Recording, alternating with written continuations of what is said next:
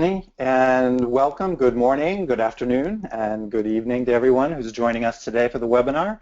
As Stephanie indicated, my name is Jeff Hull. I'm the Director of Education and Business Development here at the Institute of Coaching. And I'm very excited to welcome Sunny Stout-Rostron to join us today for this topic of the tacit dimension and developing ourselves as coaches for the 21st century. A little bit about Sunny's background. Sunny has over 25 years of international experience as an executive coach. She works at the senior executive and board level and has worked with executive leaders and their teams all across both the US, Europe, and she is based in South Africa. So she has a truly global background. I'm not going to list all the companies she's worked with, but to suffice to say, she's worked with many, many Fortune 100, Fortune 50 companies all across the world, including ABSA Capital, Cummins Filtration, Eskom, Google, Mercantile Bank, Pick and Pay, Standard Bank, and many, many more. She's also the founder of Sunny Stout-Rostron Associates, her own company. She's an advisory board director with the Professional Development Foundation in the UK, and we're happy to say she's a founding fellow and a research advisor here at the Institute of Coaching. She's also the founding president of Coaches and Mentors of South Africa. She has written a number of articles and books, and her most recent book is called Leading Coaching for Results, Cutting Edge Practices for Coach and Client. And that is available both online and in print. Her website is www.ssra.biz, and at the end of our webinar today, we will also give you more contact information so you can follow up with her. We're very excited to have Sunny here today to give us the latest and greatest on the things that we as coaches need to be aware of in this complex world that we're operating in. And with that, I want to turn it over to Sunny. Hi, Sunny. Hi, Jeff. Hi, Stephanie, and hello to everybody today.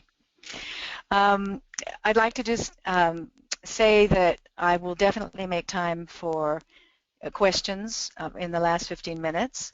And I also wanted to say that a lot of people don't know is that I grew up in San Francisco and in the 60s. Don't make any assumptions. And and I have lived overseas for nearly 2/3 of my life now as an expat. I'm really excited to be with you, and what we're going to look at today is the role of the coach, looking at getting leaders into a learning mindset, and learning is one of the core things that we're looking at today. One of the main purposes of what I want to do with everyone today is to help each one to deepen their own self-reflective practice. So you'll need a notebook and a pen or your iPad or something so that you can think while I give us time to do a variety of different coaching exercises. And I want to look specifically at the tacit dimension. How are you actually being a coach? How are you actually being the coach in the coaching relationship? And how are you addressing the needs of your clients, something that I want to look at. And then I also thought it's important to look at what does it mean to be a leader, what does it mean to be a coach in a VUCA world. And I talk a lot about leaders because many of us are working with individuals who are executives, who are leading in some way, manner, or form in their working life. And I want to look at 6 defining traits of the 21st century organization, which is very different from the 20th century, and how important that is for us to understand working with leaders. And then how do we make transitions to the new leader perspective? How do we make transitions to the 21st century, both as leaders and as coaches? And then what are the shifts we need to create in ourselves in order to create shifts in our clients? That's very important. Can I just check, Jeff? Yeah. Yeah, just let me interrupt real quickly. I'm sorry. I want to mention a little bit about the way we'll do questions. Okay. As Sunny said, we're going to take we're going to let her do her entire presentation for about 45 minutes to an hour. And then I just want to encourage everyone to send questions all throughout the presentation using the question format on the screen. You should see a place on your screen where you can type in questions. And so we will collect your questions throughout the session, and then Sunny has agreed to leave at least 10 to 15 minutes to take questions. So feel free to send us questions. Whenever they pop into your head, we will collect them, and then we'll share them with her toward the end of the webinar. Lovely. Thank you. Wonderful. Well, I see the role of the coach is actually getting leaders into a learning mindset. Executives today, anybody in the working world today, is so full of doing that they actually no longer have time to think. And we need to think about working with three aspects as coaches working with leaders. And these three aspects are thinking and feeling, because one of the things that we're looking at is how are they thinking and how are they managing their feelings. And I put thinking and feeling together because the way the brain is hardwired, we can't think without feeling, we can't feel without thinking. So thinking and feeling is one core aspect we're working with our executives. Also, what are they doing? How are they doing it? How are they being the leader? How are they being the manager? How are they being who they are in the role that they're playing? And we need these three aspects actually for life balance. So this is also important for us to think about as coaches. And the triangulation of the coach is about the coach as thinking partner, as guide, as trusted advisor. This is the way that very often our clients are looking at us. They need someone with whom they can think, they can share their real feelings, someone who's a guide, someone who they trust in terms of an advisor. And it's about helping our clients to learn at least at the rate of change. And so I guess my question to all of us as practitioners is, are we learning as fast as the world is changing? And I think that that's really, really important. And a very interesting book that I'd recommend is Edward D. Hess's Learn or Die, Using Science to Build a Leading-Edge Learning Organization. Because in business, many leaders today are still in the 20th century. And what he does, he combines recent advances in neuroscience, in psychology, and behavioral economics, and also education with key research on high-performance businesses to look at how our high-performance businesses looking at learning within their organizations and innovation, which I'll come back to. So in a way, Hess is looking to create a blueprint for our world, which is increasingly global and rapidly evolving technologies that I don't know if any of you have kids, but that are actually quite hard to keep up with. So he examines the need for individuals and organizations to take their ability to learn to a much higher level. And the point is, in fact, the drive for innovation. And that's actually the foundation for continuous improvement for ourselves as coaches, and I presume that's why you're on these webinars. It's part and parcel of our continuing professional development, looking at our foundation for improvement so that we can help our leaders to create exemplary learning organizations. Oh, very important. So the definition of learning that I'm working with is that it's the acquisition of knowledge or skills through study, through experience, or through being taught. And I work very much with experience, and I think of the coaching conversation as learning from experience. And translated, this means discovering something new which you rehearse and you practice, because it's about developing mastery of practice, and we do that through our experiences working as practitioners. So the key here, according to Hess, is to not wait to be the subject of change. We only make it if we are actually in control of change, and learning is the key for that. And the other thing I would say, and I've tried to do slides for just about everything, but I don't necessarily have every single thing on slides, and everybody will get obviously a copy of the pack of slides. But learning comes from three core things. Learning comes from bodily learning, actually the way we use our body is very important, and we learn through our body. We learn through using language, and we learn from our experience, and that is very key. And one of the things that I want to do today is really do some reflective practice on ourselves as practitioners. So I'm going to, as we go through, I'll talk a little bit, and then I'll have us do an exercise, and then I'll talk a little bit more, and we'll do quite a few self-reflective exercises, so I really do hope you will do them. And you're welcome to use the questions in your own practice and to change them and use them in any way you like. So I want to start with my first reflective question, which is this: what are you doing to develop a deep understanding of yourself?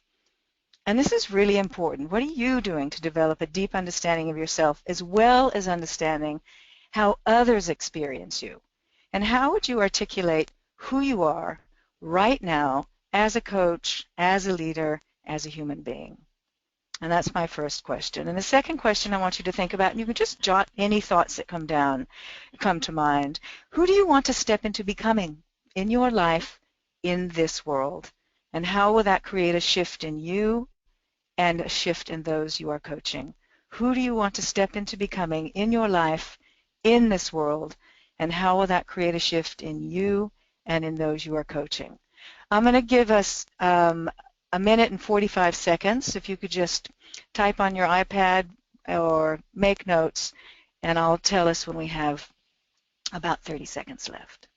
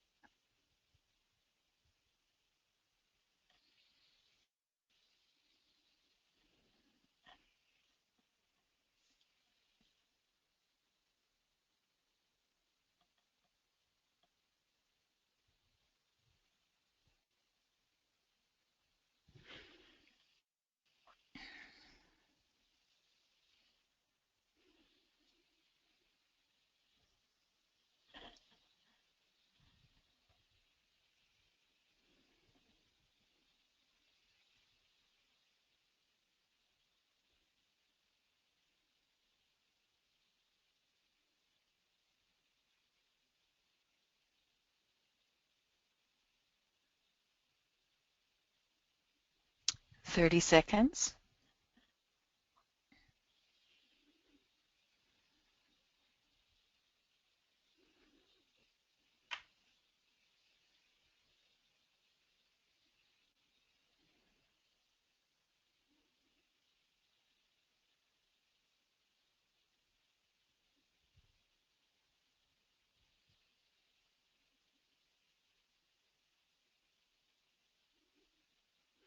And wherever you are, if you want to just let go of your keypad, your pen, your paper, the reason for starting with this question is what I want to look at today is the tacit dimension.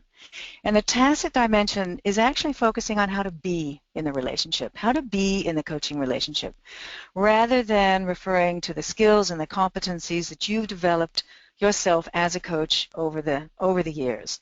And it's about focusing on how to be rather than focusing on what you do to facilitate the coaching conversation. We'll come to that because that's what's explicit. What's implicit is how do you actually be in that relationship? How does your client experience you? What do you look like? What do you sound like? What kind of focus do you have on them? How much do you intervene? How much do you distract them? How much do you create an environment of where you are the catalyst for their thinking and their feeling? So rather than thinking about what we do, we're first going to think about what we think, which is actually very important. And I want to talk about Michael Pollan, who in 1958 argued that the scientist is not a detached observer. He's a chemist. He was a chemist, an empirical scientist turned philosopher. And he argued that the scientist is not a detached observer in the world of empirical research, but that the scientist was a personal participant in the discovery and validation of his or her knowledge, and that that is an indispensable part of science itself. And for us as practitioners, this refers to us as coach practitioners in relationship with the client. We are actively participating in their learning, which is really important. Polanyi talks of a tacit dimension to knowledge, and he argues that the tacit cannot be reduced to the explicit, that it's different. And in 1958, he claimed that in every act of knowing, there is a tacit contribution. And I'll come back, I'll talk a little bit more about it. But he also said that transforming the tacit, i.e. how you be, into its nearest explicit equivalent is about what we do. That is actually how we transform learning and to be into learning about. So by understanding how we be with our client, we actually learn a lot about how to work with the client. And it really helps us in terms of thinking what behaviors do we have to explicitly show? What do we explicitly need to say or do? What kind of structure do we need to make explicit in our coaching conversation? So we're looking at the tacit dimension of your coaching practice. And an example of a tacit activity would be driving a car, riding a bicycle. So as a driver, how do you be a driver? As you're driving, you're not thinking about the mechanics of driving. You're thinking about how to be a responsible facilitator of this vehicle on the road the same way that you would as a cyclist. So my question to you is, how do you be a coach practitioner? And how are you facilitating those coaching conversations?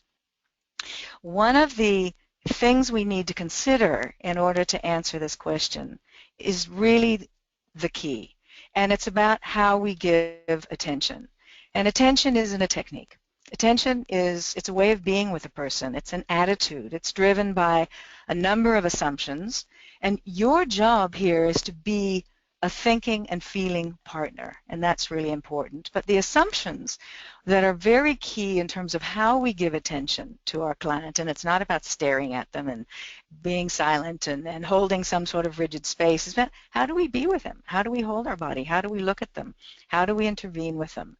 But the assumptions are important, and that is the assuming that they are inherently intelligent, that they can think well, that they can come up with better ideas for themselves than you can come up with for them, that they are inherently worth giving our time and attention to. And I once worked with somebody who rang me and said, nobody will work with me, nobody likes me, and I'm told you will work with people who you don't necessarily like. So my question is, will you work with me?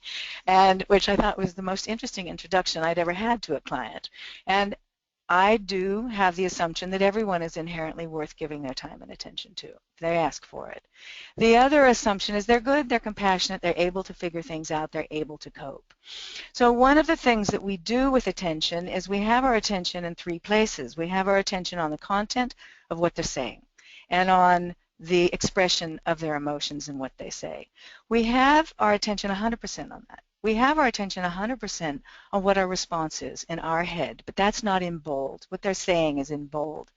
And so we know what our response is, and we can get back to that when we need to ask them a question or to intervene in some way.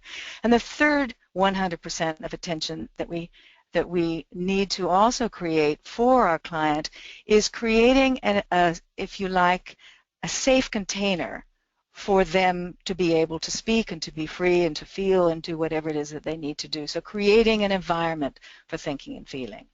So I do want you, when you answer this question I'm going to ask you next, to think about how you actually give attention to your client. So my next exercise and my next two questions are this. What is actually going on inside of you? Your head, your heart, your body when you're coaching? And can you maybe think of an example or think about a couple people you've worked with? What's happening? What's going on inside of you? Your thinking, your feeling, and your physicality. And how are you addressing the needs of your clients? And this is about being and doing. How are you addressing the needs of your clients, all of your clients? And where are you simply defaulting to coaching behaviors that don't require you to think, to feel, or behave differently? And this is important because I want you to think about how you give attention and how you actually do intervene with them. So how are you addressing all of your needs? So I'm again going to give you 1 minute and 45 seconds. If you can jot down your thoughts in relation to these questions. Thank you.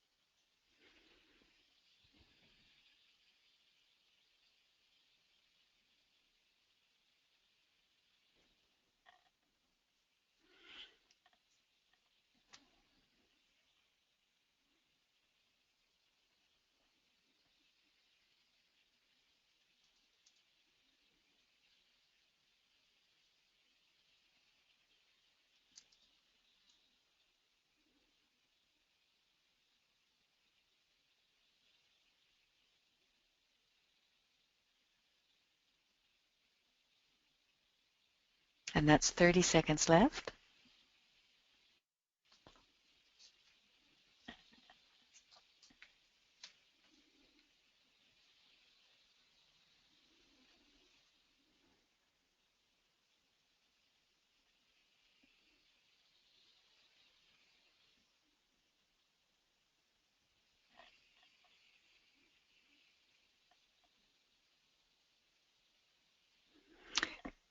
And if you can finish your thought, and if I can have you back again.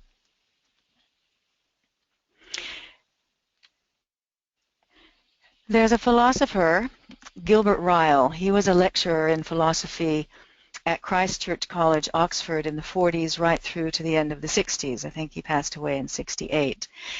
And he wrote The Concept of the Mind, which is, I think, essential reading for anyone who's interested in the nature of the mind and human behavior, which is what we're interested in as coaches. And he said that there's a distinction between knowing how and knowing that. And he says that knowing how helps to knowing that actionable. In other words, if we know how we be, we can actually know how to do that thing, whatever it might be. And what Ryle argued was that we learn how through practice. And so we get better as practitioners through practice, developing our practice, developing our mastery. But that the way we be in the coaching conversation teaches us about what we actually need to do. So he says that knowing how the thing is done, you do a course and you learn a model of some particular way of coaching, and knowing how to do it are quite distinct. And knowing how to do it brings in that quality of how we be. He says that knowing what it is, knowing that, doesn't produce knowing how. And that learning in the sense of becoming as a coach practitioner can be thought of as learning how, which means learning to be. So that's what we're looking at today. We're looking at learning to be versus learning about. And there are three things that we think about in terms of being a practitioner. There's the theory that we learn. That's the learning that. Then there's the practice. That's the learning how. And then there's learning how do we be that practitioner, working with integrating the theory and the practice. So today, that's why I'm talking about the tacit dimension, because I think it's the most important aspect of our practices as coaches. And so the question is, how can we be the best possible practitioner? How can our executives, clients, leaders be the best they can be in a world that seems so chaotic?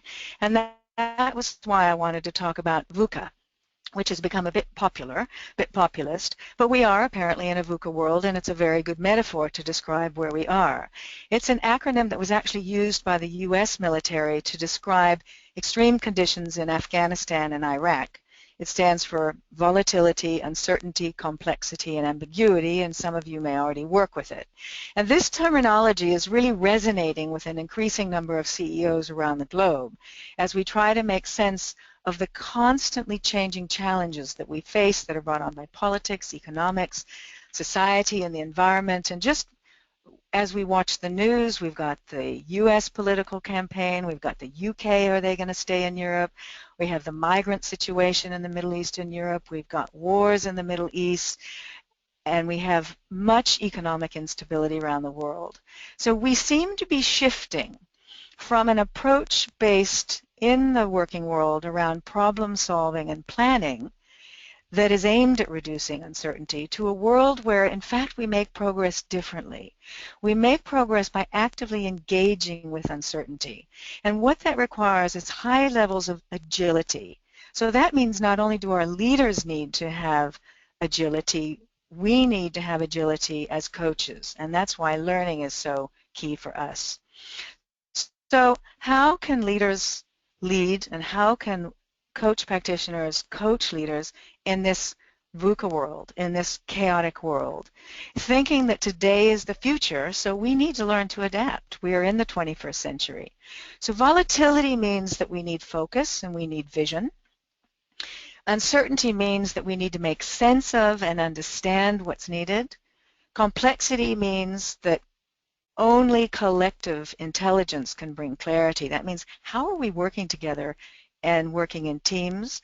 And ambiguity means motivation and invention and innovation, and that is what brings agility. So your levels of motivation, your skills as practitioners of creativity and invention, how innovative are you in your work and in your practice? And this is a really important question.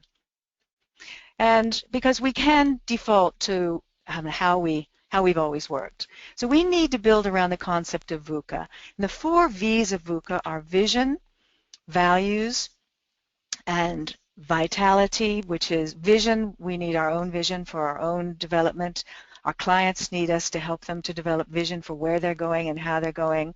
Values, we have our own personal values, and then there are professional values to actually put behaviors towards. And vitality is about life force, and we're often working with 3 core things with our clients, which is diet, sleep, and exercise. And everybody very often gets 1 right. It's rare that they get 2 right, and very rare if they get all 3 right. Diet, sleep, and exercise are what bring vitality, and the velocity is the rate at which things are changing. So I thought you might have read about her. I thought you might be interested in Ponta Shiramayan. She's the founder and the CEO of Gap International, and she talks in her book, The 6 Defining Traits of the Successful 21st Century Organization. She's on YouTube. You can actually hear her speak. She talks about the 6 pillars to a breakthrough environment and working in a global environment that is very uncertain with much discord. And she uses the 6 pillars as a framework for us that I think is useful for us as practitioners, useful for us as leaders, to help us to become leading edge.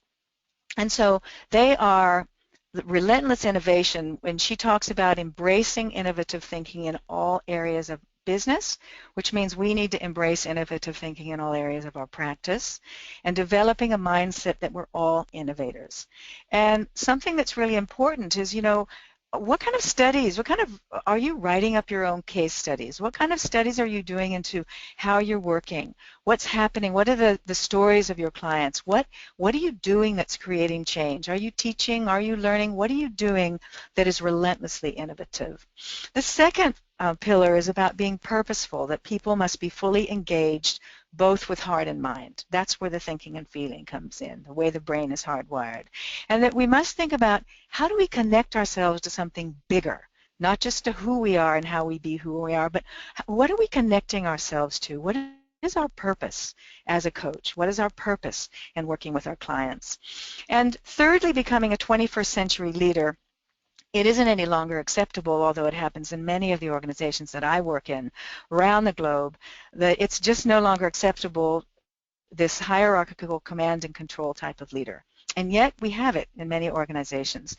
Instead, leaders really must be able to connect to people. They must be able to connect to the purpose of the organization, connect to the purpose of the people who work there. I'll never forget working with one of my leaders in the digital advertising field, one of their key supervisors coming up and saying, people want to know, can they have 10 minutes out of the hour to do Facebook and whatever else, which was an extraordinary concept at the time, that people would need 10 minutes to do Facebook. And so then they had to talk about what was needed in terms of keeping people motivated in the workplace. How do you connect people to purpose? Being authentic and open. And we have the Authentic Leadership Institute, Bill George's work at Harvard. Authenticity, very overused word, but still very important. How do we stay and how do we help our clients to be authentic and open? The fourth pillar is the passion for growth.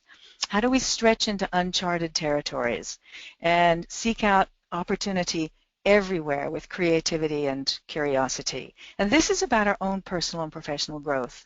And I recently flew back from Australia below the trade winds, going west from Australia back to South Africa.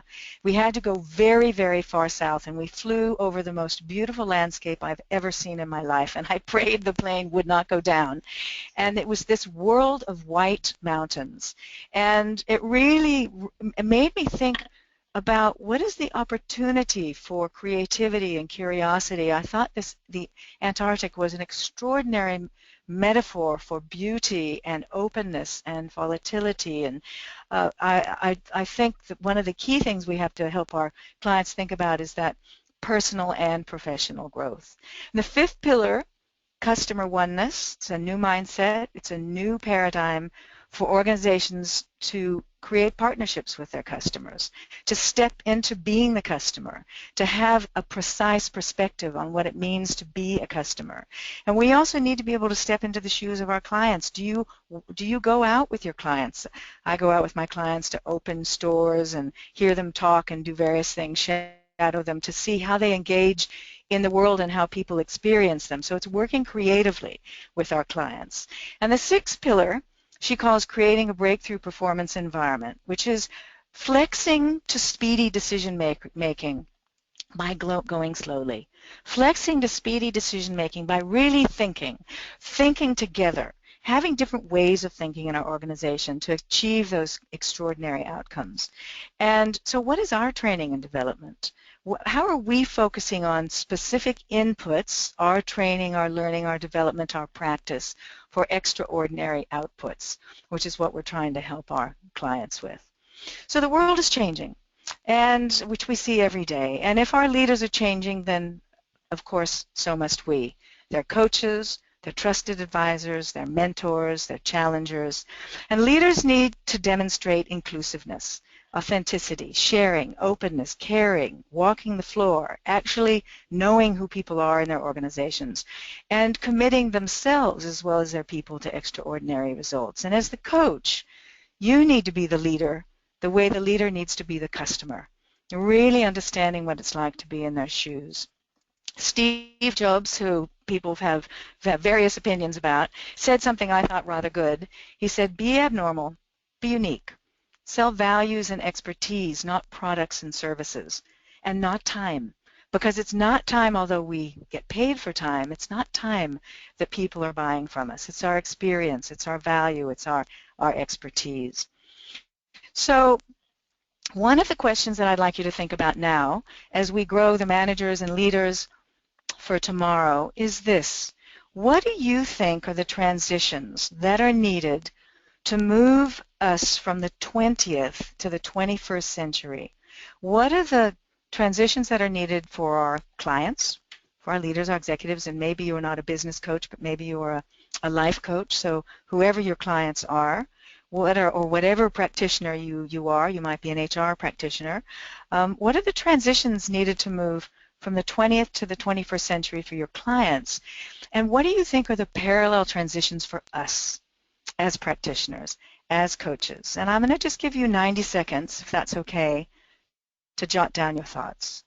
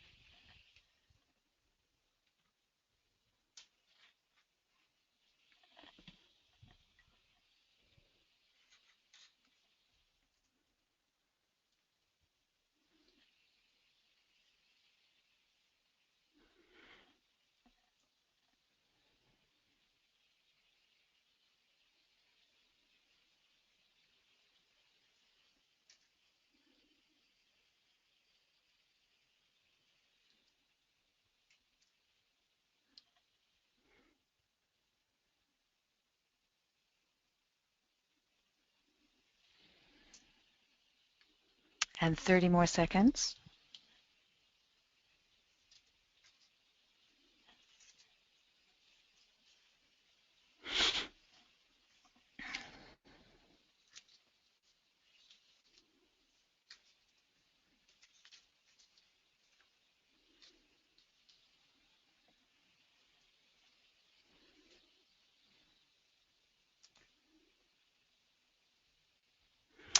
And if you can finish your thought, and coming back, I'd like to share with you 10 transitions to the new leader perspective, both for leader but also for coach, which I want to include. And Joe Matizwa, this comes from his book, he's likened to being, if you like, the Jack Welch of Africa. And he talks about your role as a practitioner, which is to grow the managers and leaders of tomorrow. And he talks about moving from a narrow to a broader perspective. And that's because the scope of responsibility widens when you step up in terms of leadership and managing in an organization as you go up the hierarchical ladder. So the question that I have for us is, how do you grow?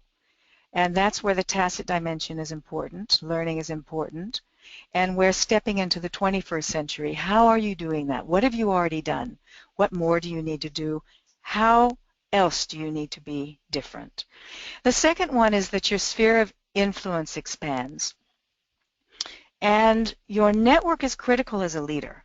And one of the key things leaders can be very bad at is not increasing their visibility out in the marketplace and growing their network of trusted advisors within their field or outside of their field because they're so absorbed in their environment. What are you doing to develop your environment? And obviously that's why the Institute of Coaching is so important, because it offers us a huge network of people that we can learn from and work with. And the third transition is moving from implementer to designer.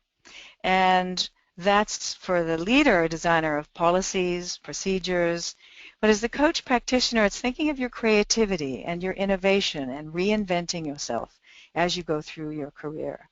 And it's also about moving from the dance floor to the balcony, which I love as a metaphor. It's seeing the bigger picture, moving from foreman to office manager to up the ranks, senior management, to the board. It's an important and major shift, each of those shifts in an organization. It's just as important for you. What are the shifts for you as a practitioner? Very important question. And also transitioning from process issues to relationship issues, which is what many leaders get wrong. Who do they know? How do they engage with their own people in the organization? How do they engage with the competitors? How do they engage in the marketplace, in their community? Process is about efficiencies. Leaders need to let go as they go higher. That's a clear shift. The role for us as practitioners is to be aware about the relationship with your client, being really aware of that relationship that you're building in your coaching conversation, in that learning from experience conversation. The sixth transition is moving from taskmaster to facilitator, enabling people. You're also a facilitator of learning. That's what we do in the coaching conversation. Moving from a receiver of resources, people, budgets, goods, to a distributor, to a mobilizer of resources. And you, as the coach practitioner, mobilize your client. You, as a leader should allocate. It determines their organizational success, and many fail at this level. Your job as the practitioner is to enable the client. And it's moving from being a member of the choir to being the choir, to becoming the choir master. The choir looks to the leader as the conductor. The coach's role is to help leaders synchronize the voices that they hear. The ninth is about, can you do it on your own? And the answer is no. They need to learn to coach their subordinates. They need to learn to become coaches and mentors themselves. And for us, it means not only enabling them to do that, but it also means coaching supervision for ourselves, so that we actually can look at where do we need to learn and where do we need to grow, what's working, what's not working, and because we can't do it on our own, and we work very much in isolation. And the final one is being a definer and framer of meaning. That for a leader, their responsibility is to shift the culture of the organization, to reinforce, to, if you like, interpret the messages for the organization. Our role as coach is to enable thinking and reflection for our clients. So I think these are really interesting transitions for us to think about. And so my question to you is this, thinking of transitions, very important. How do you think you influence your clients to move in a direction that will help them to shift? It's obviously not telling them what to do. But when does it become your agenda as opposed to their agenda? That's really important. So how do you influence your clients and their thinking to help them to make a shift? And what are you assuming about yourself as a coach, as a practitioner, that is stopping you from stepping into being the coach you want to become? And what could you credibly assume that would be more liberating? This is a very important question. What are you assuming about yourself as a coach, as a practitioner, that is stopping you from stepping into being the coach you want to become? And what could you credibly assume that would be more liberating? And again, I'm going to give you 1 minute and 45 seconds for these two questions. And we'll tell you when 30 seconds is up.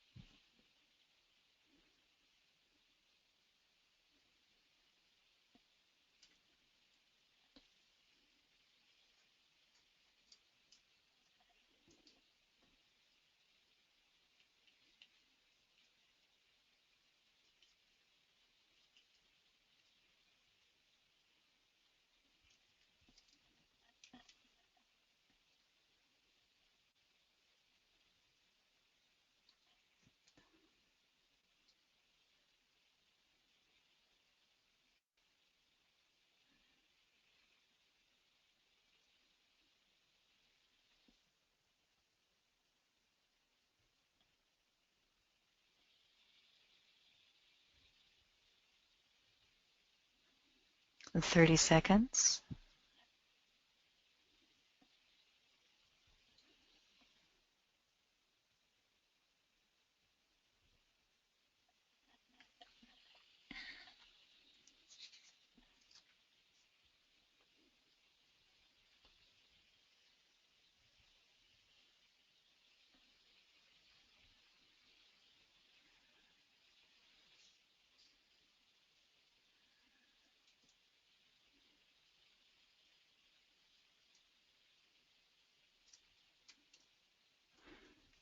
And if I can have you back again, finishing your thought. Thinking of transitions, these are two really important questions that I think you probably need more time, and I apologize that we don't have more time to spend on them, but it's just really to get you to start thinking about some of these issues for us as practitioners.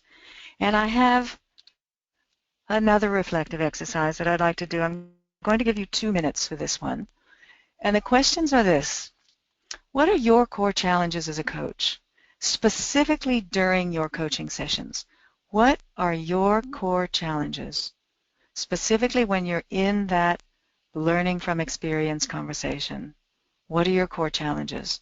And how would you recommend resolving these? And thinking about it yourself, what do you need to learn or do differently, moving from the tacit to the explicit? How would you recommend resolving these, and what do you think you need to learn or to do differently? And I'm going to give you 2 minutes for this.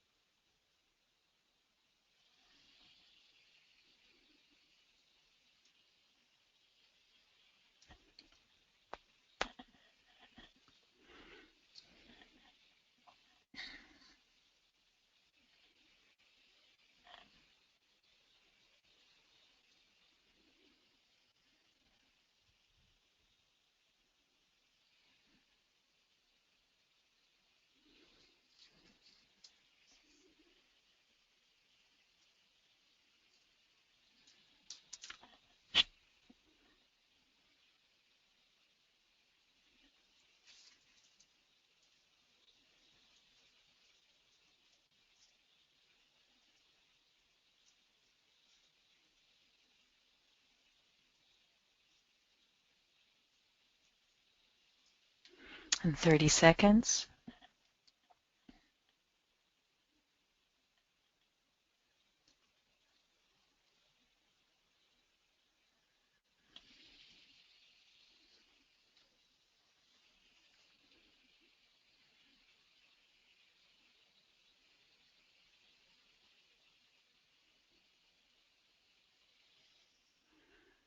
And bringing you back again, just finishing your thought. Again, these are two very important questions, and I think the last four questions are worth thinking about periodically. Thinking about how you influence your clients, how you help them to move in a direction that's going to help them to shift, and really, really important to think about what is their agenda, what is your agenda.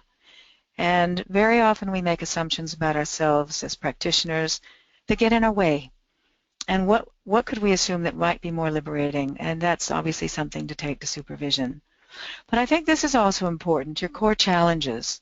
You know, what are they? And that's where working with others and the conferences and that kind of thing that we do together is important. And working in your network of practitioners to think about what you need to learn or to do differently, continually thinking about our own personal and professional development. So I want to leave as much time so that we can engage with each other and have a conversation, answer your questions. So we've been looking at the Tacit Dimension and looking at developing yourself as coach and moving from the 20th to the 21st century. We looked at the role of the coach and getting leaders into a learning mindset, the importance of self-reflective practice, which I hope is something that you do regularly, and if not, I want to really encourage you to do it, and thinking about how do we be who we are in the coaching relationship. How do we be that practitioner? And how and what is it that we're doing? What is tacit? What's explicit? Very important. And how are we actually addressing the needs of our clients and understanding where we actually can influence the chaos and the vulnerability of this world of this VUCA world. Very important. And then I thought Jeremiah's 6 traits of the 21st century organization are important, but there's more. There are others. They're not the be-all and end-all, but quite interesting to learn from. And then where do we need to transition? Very, very important. Creating shifts in both ourself and in the people that we work with. So my last, I come to a last question, but I just wanted to share this with you without deeply looking at how you do you. Developing a deep understanding of yourself, as well as understanding how others experience you. It's hard to find new ways to articulate yourself and identify what new learning is needed for you to grow and develop in alignment with your own self-vision. And it always takes some reflection to really identify where you are now and where you want to be. It isn't just about what job you stay in or you move into. It's more about who you want to step into becoming in your life, in this world. And the last question that I'd like you to answer, give you about 30 seconds, is just to jot down some key insights that you've had for yourself from our time together today. Just core insights that you've had for yourself. I'm going to give you 40 seconds, if that's okay, just to think about core insights you've had for yourself. Just any thoughts, reflections, insights you've had from our time together.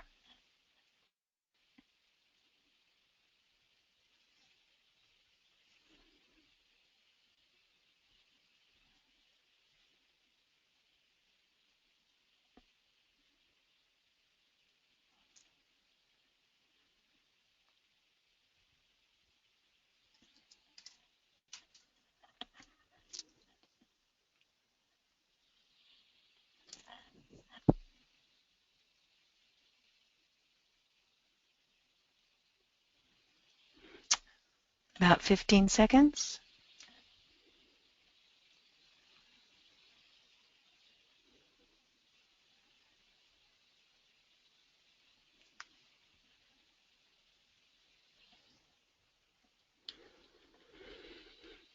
Okay, so hopefully you've written down some things that you're thinking and feeling, and you know you have some questions. This is my latest book, Leadership Coaching for Results, and I've written it in such a way that it's useful for both client and for coach, because a lot of, well, in South Africa and in Europe these days, many leaders and executives are actually becoming coaches themselves, doing coaching courses so that they can actually enable their team differently from the way they've been taught, rather than being directive and giving advice, to actually coach them and mentor them.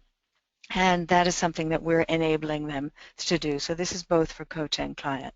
So what I'd like to do, Jeff, is just to say thank you to everybody who's been on the line, and just any questions that you want me to answer, I'd be delighted to. Thank you, Sunny. I'm sort of deep in contemplation, which I think is exactly what you were hoping to get. So yes. if I'm representative of the hundreds of people that we have on the line, then I think you've accomplished your goal. I really appreciate the fact that you posed very, very provocative, thoughtful, big picture questions for us, and then gave us some context in which to reflect on them. I know I'm sitting here now with a few questions myself, and there have been some questions that have come in along the way.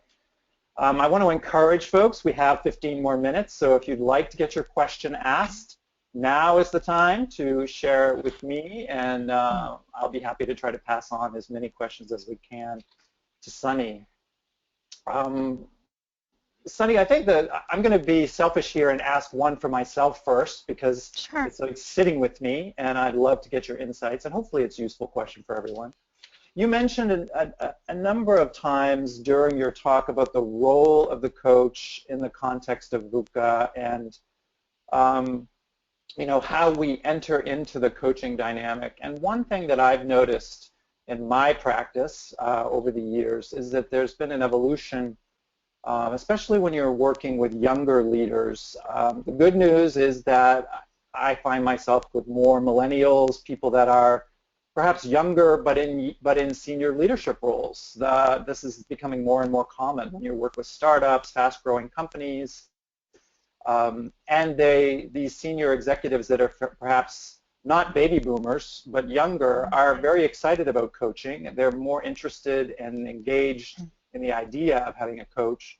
But I often run into misperceptions around what a coach is. And there's a sense often that the coach is an expert. The coach is going to come in and you know, we'll have a dialogue, but the coach is going to give me advice. The coach is going to have been in my business. That sometimes they like to pick a coach who's an expert in their area. Or, for example, in my case, if you're a psychologist, they have a preconceived notion about what it's like to be a psychologist. Therefore, oh, I have my own therapist now. So I'd love to have you reflect a little bit on your experience with whether or not it's educating or creating the context with clients that have preconceived notions about what coaching is, so that you can move them quickly to a place of this co-creative dynamic that you've been talking about, where you can play the role of the coach that you most see yourself adding value. So thoughts that you might have about, so how do we get our clients to understand our role as coaches? That is a really lovely question, because there's total confusion in the world about what a coach is. And it goes across every continent. And I think two things. I think the first thing is to find out what they want from this relationship. You know, what do they want from the relationship? And some people say they want a trusted advisor. Some people say they want someone who is going to help them to think something through. Some people say they want to be told what to do. Some people say they want to know what you think. And so it's talking to them about what it actually means to be a coach practitioner, and explaining your role as thinking partner, or however you want to do it, and what does that actually look like, and what does it mean in terms of their behavior, what they think, what they say, what they do, and what you're responsible for. And then you co-create it together. And I have found, because it's not our job to be directive or give advice, but if they want to hear what you think, then you need to talk about how you're going to do that and what you think is going to be more along the lines of, I mean, I always find myself asking them a question and challenging their thinking. So you talk about how you do that and you talk about what they want. And you also find out what is the exact role that they want from you. And I'll give you an example. I had a client, he was 39, he was the chief executive of an international bank. And he came into our 4th of 12 sessions and he said to me, I'm bored in our sessions. And I laughed and I said to him, so why don't you bring something for us to work on? Let's see. How long is the list? And of course he laughed and he said, oh, I thought you were going to do all the work, because he was so used to delegating and doing, and he was young. He was, very dynamic. But he wasn't in his 20s. And some of these younger executives, they're in their 20s. And in your 20s, you're still developing who you are and what is the career that you're going to follow in your life. And you're starting to discover who you are. And it's only when you move into the 30s that you acquire everything from debt to kids to partnerships to whatever. And life becomes really stressful. In your 20s, you might be working 24/7, but often you're really in the beginning throes of your career. So depending on the decade they're in, they want different things, and it's finding out what it is. And so it's talking to them about how you do that, and everyone does it differently. I talk about it as learning from experience, so they bring their experience into the room about what is troubling them at the moment and how have they done it and what haven't they done and how are they thinking about it and who can they involve, and thinking it through with you in terms of how you engage with them, engage their creativity. I'll give you another example. A client of mine came in, she was head of transformation for one of the biggest retail grocery retailers in Africa, and she said, I have to develop a workshop across the board for every single person in the organization from top to bottom, and you're a good facilitator. I want us to design the workshop together today, and then I want you to facilitate it. By the time we ended the day, she had designed the workshop, she had thought it through, she'd worked out who the facilitators should be, how she was going to train them, etc. And so, in other words, very often it's learning from how you do it that they also learn about what value you add in terms of your experience and your expertise and how you think with them. Am I answering your question?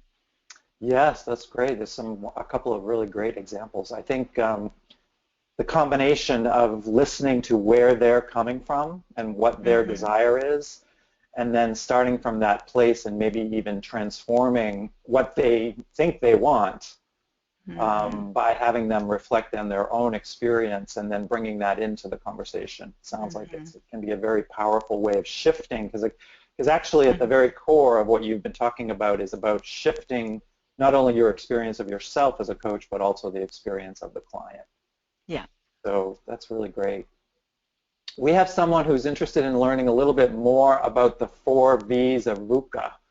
I think this is something that people talk about, but perhaps if you have any other insights into how that shows up with your clients and how maybe you work with that with your clients.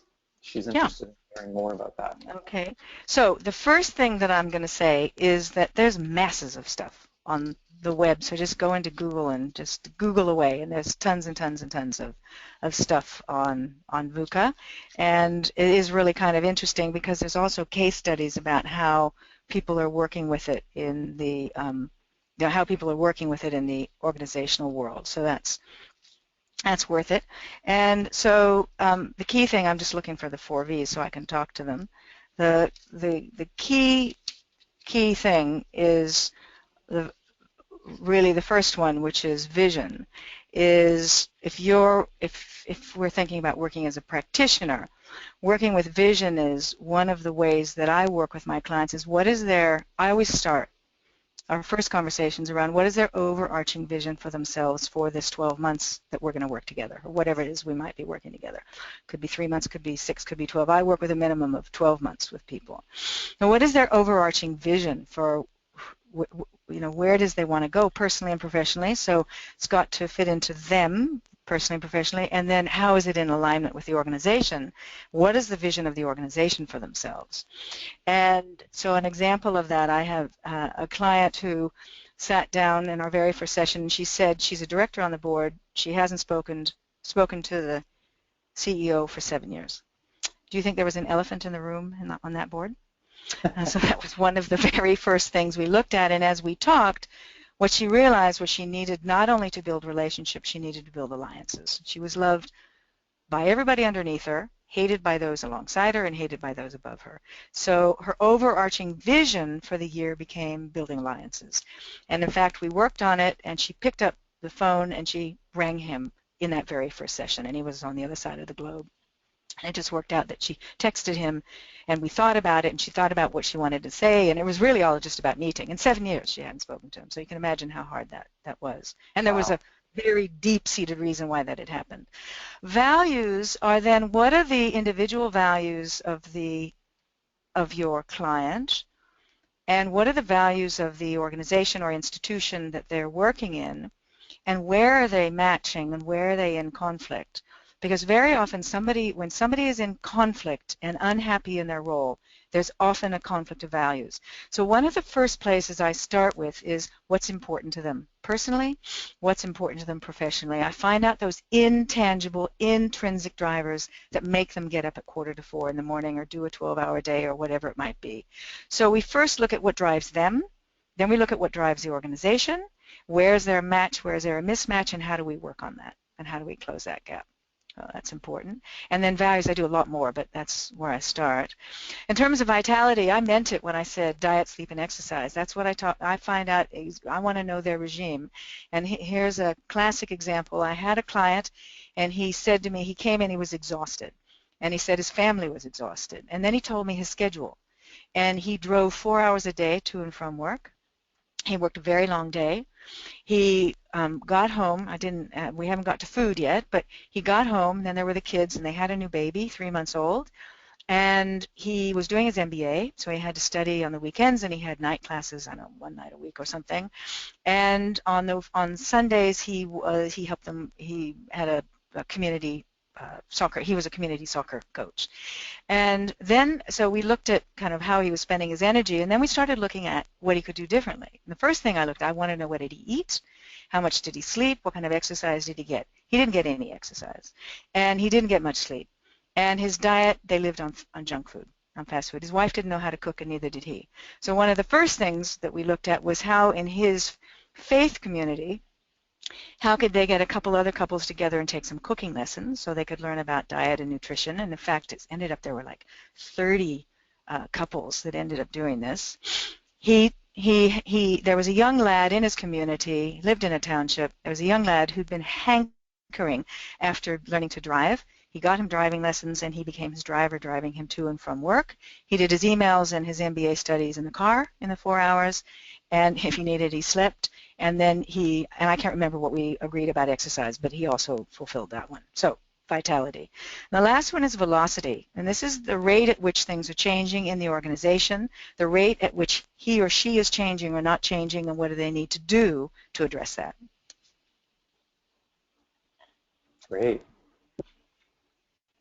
Really good examples. Maybe along the same lines, there's a question here from Frida about, so even thinking about the example that you just gave of a client who needed to work through all 4 of the V's, what are your techniques, or what do you suggest for helping to build the client's self-confidence? How do you help them believe in themselves so they can change and make actionable steps? Okay, that's a great question.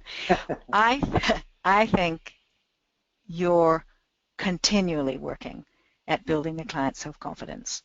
They get knocks that are the only person they tell often is their coach. They get they have doubts. Are they doing the right thing? And how are they going about it? So I go about it in a lot of different ways to explore it.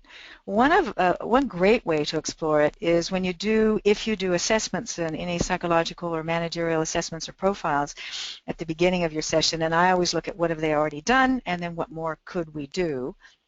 Very often it identifies strengths areas for development, blind spots, how they manage conflict, not manage conflict, you know, what are the areas where they're strong, what are the areas they need to work in. Very often that brings up, you can end up talking about self-confidence and self-esteem and where they're unsure of themselves, etc. As you build trust in your relationship, they start to share with you the things that keep them up at night, that they're not sure how to do it. You help them think through how to do it. When they have completely messed up, what can they learn from it? So all the time you're talking about how do we learn from experience, and that there's no such thing as failure, there's only feedback. I can't remember who said that, but it's a great phrase. You know, and so when things don't work, very often their self-confidence and their self-esteem is sabotaged big time, and they continue to sabotage it. So it comes up in every single conversation, I think, in coaching, which is about where do they think they're okay and where do they think they're not okay? Where do they feel confident? Where do they not feel confident? What do we need to work on? What are they already really good at? Can we actually develop areas that aren't so strong? Are we overusing strengths? What is it that we're doing here?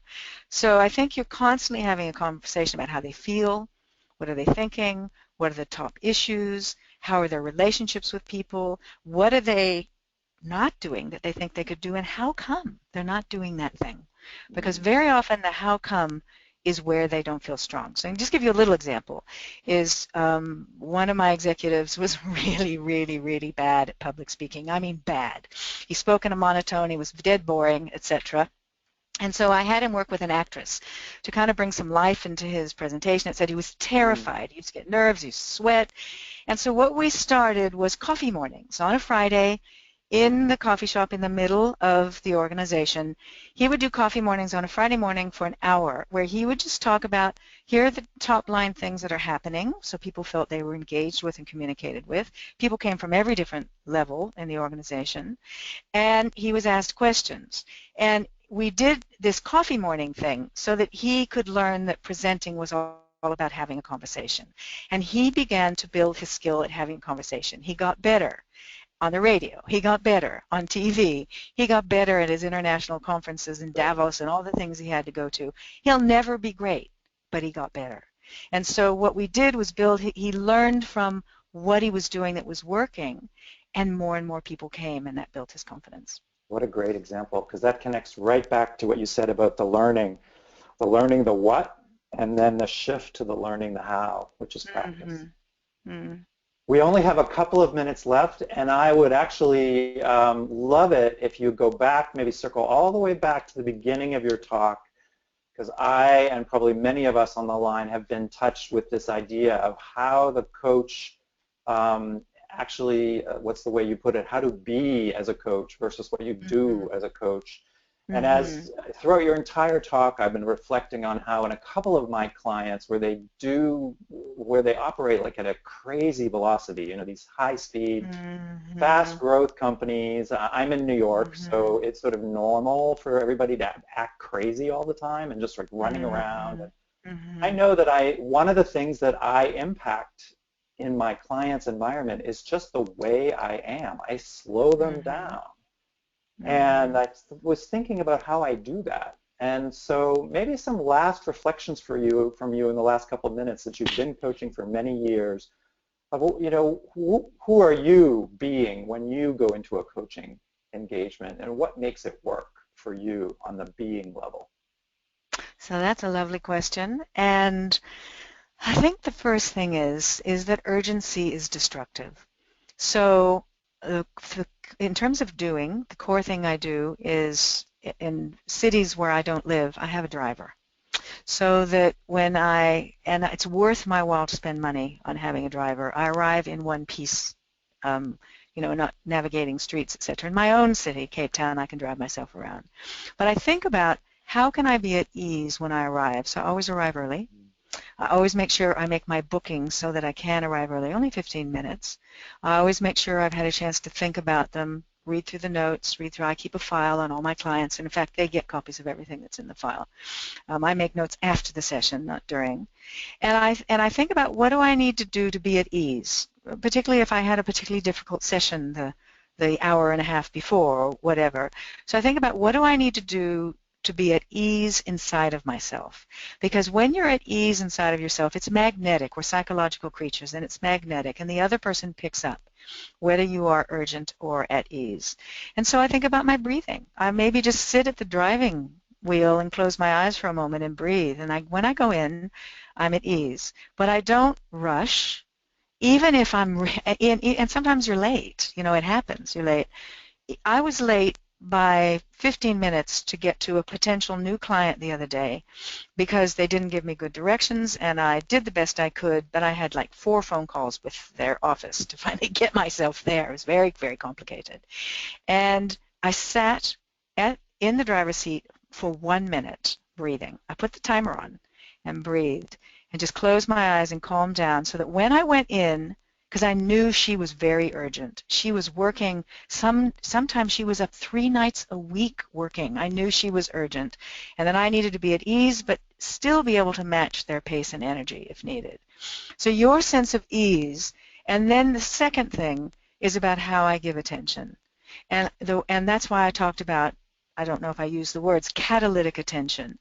I create a space by the way I be in myself at ease, how I encourage them, how I look at them, the way I sit with them.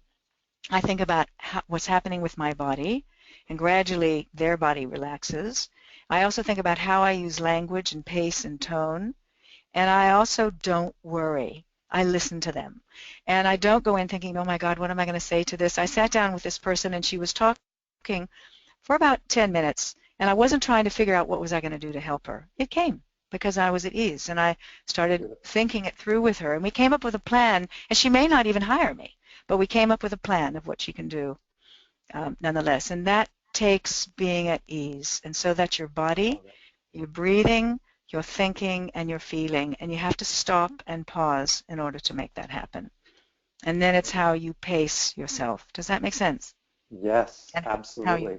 I can feel what you're saying in my body, so I think it's resonating. And I hope many of you out there are taking this in, reflecting, and finding value in reflecting on how you be as a coach, because that's our job, is to show up, be our best selves, and support and transform our clients. So Sunny, we're a little bit over. I want to bring this to a close and thank all of you for joining us today. Keep in touch with us at the Institute for our next webinars coming up in the next few weeks. We will be sending out information. If you want to follow up with Sunny, I'm sure she'd be happy to hear from you. Her email again is sunny@ssra.biz.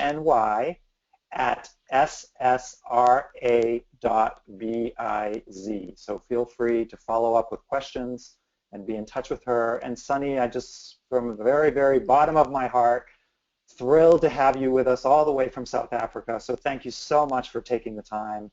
And hopefully we'll see you this side of the globe very soon. Take care.